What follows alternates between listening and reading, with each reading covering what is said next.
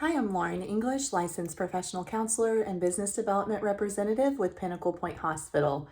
Happy to be back for today's Wellness Wednesday.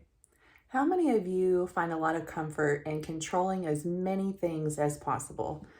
I know I'm guilty of it to a degree, and I think the sooner that we realize that accepting what's out of our control can bring us peace, the happier we will live and the more carefree we will be. I think a lot of times having that false sense of control allows us to feel like we can predict what's going to happen next, or that we are in somehow charge of how things turn out for us in our lives. But the truth is that once we can accept that many things are out of our control, it can be really freeing. So today, I want you to understand that accepting that things are absolutely out of our control at times is not a sign of weakness. It means that we're able to discern what's worth investing our energy into and what isn't. And a lot of times I think we spend a lot of time and energy trying to control many things that are absolutely out of our control. So some of the things that we can't control but can be really hard to accept are how people respond to our boundaries. We can't control any of their responses. And then also other people's thoughts, their perspectives, or their opinions. Those are simply theirs. We can't try to force them into believing something that we believe.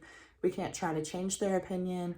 All of those are fully theirs. And so it's easy to try to push your beliefs on somebody else or let them see things from your perspective.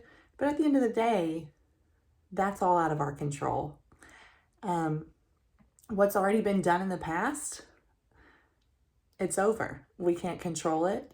So a lot of times we replay scenarios in our mind thinking, like, I should have said this, or this would have been better had I done this.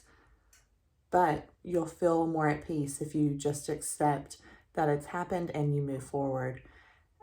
We cannot control other people's behaviors or lack thereof. Maybe if you had an expectation for how somebody was going to respond after you presented them with an opportunity or with a gift, and they didn't respond in the way that you felt they should, you can spend a lot of time becoming upset and trying to understand or control their behaviors. We can't control that. And also going through scenarios in your mind of everything that could go wrong.